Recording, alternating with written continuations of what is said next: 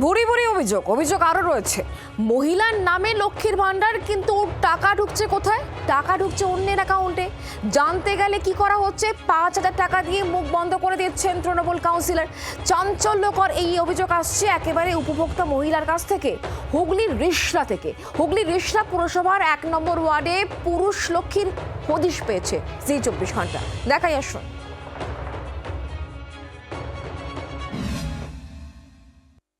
তৃণমূল জামানার লক্ষ্মীর ভান্ডার প্রকল্প, কিন্তু জোড়াফুল আমলে সেসবের লুটিত ভান্ডার অবস্থা।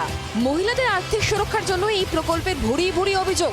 এই প্রকল্পে যে বহু বেনজল রয়েছে তা অন্নপূর্ণা ভান্ডার প্রকল্পের শুরুর দিনই পর্দাফাঁস করেছিলেন খোদ মুখ্যমন্ত্রী শুভেন্দু অধিকারী। এবার হুগলির রিষড়ায় চাঞ্চল্যকর অভিযোগ। রিষড়া পুরসভার 1 নম্বর ওয়ার্ডের বাসিন্দা উর্মিলা দেবী তৃণমূল জামানায় 2021-এ লক্ষ্মীর ভান্ডার প্রকল্পে তিনি নাম নথিভুক্ত করেন। অভিযোগ, তালিকায় তার নাম থাকলেও লক্ষ্মীর ভান্ডারে টাকা ঢুকত ওই ওয়ার্ডেরই তৃণমূল কাউন্সিলর বিজয় সাহের পুরুষ আত্মীয়ের অ্যাকাউন্টে। 2024-এ বিষয়টি তাকে জানাতে গেলে 5,000 টাকা দিয়ে উর্মিলা দেবীর মুখ বন্ধের চেষ্টা করা হয় বলে অভিযোগ। काउंसलर के पास गए, बोला ठीक करा देंगे। धमकी उमकी बोले उन्हें हम थाना जाएंगे, ये करेंगे। तुमको 5,000 रुपया दिया है। कितने दिन पहले दिया था? 24 में दिया था। কাউন্সিলর তাকে 5,000 টাকা দিয়েছিল বলে দাবি উর্মিলা দেবীর। তারপর কেটে গিয়েছে এতগুলো মাস, একবারও লক্ষ্মীর ভান্ডারে টাকা পাননি বলে অভিযোগ।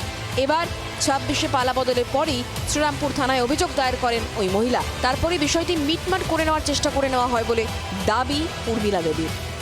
आप क्या चाहते हैं? हम चाह रहे हैं कि हमारा हक का पैसा हमको मिले और क्षति ना हो। हम लोग मतलब हम लोग का फैमिली का कोई तो क्षति ना हो। বিষয়টি সামনে আসতেই রাজনৈতিক চাপানুতো শুরু হয়েছে। আগের সরকারকে বিঁধেছে বিজেপি। আইনি পথে সমাধানের দাবি তৃণমূলের। দেখুন, এখন আইনের শাসন শুরু হয়ে গেছে। আগে শাসকের আইন ছিল, ভারতীয় জনতা পার্টির সরকার চলছে, সুতরাং আইন মোতাবেক সমস্ত কাজ হবে। আর যে ঘটনাটা আপনি বলছেন, আমি যতদূর জানি পুলিশ প্রশাসন এর এগেনস্টে ব্যবস্থা নিয়েছে। অন্যায় অন্যায় অন্যায় করাও অন্যায়, অন্যায়কে সাহায্য করাও অন্যায়, দুটোই অন্যায়। এই দুটো অন্যায়েরই জন্য বিচার হয়। শুধুমাত্র রিষড়া নয়, রাজ্যে নতুন বিজেপি সরকার আসতেই এরকম বহু অভিযোগ সামনে আসছে। তাই নতুন সরকারে অন্নপূর্ণা ভান্ডার প্রকল্পে বেনজল সরানোই চ্যালেঞ্জ শুভেন্দু অধিকারী সরকারের সামনে। রিষড়া থেকে বিধান সরকারের রিপোর্ট, জি 24 ঘন্টা। বাংলার আওয়াজ, বাঙালির আবেগ, জি 24 ঘন্টা।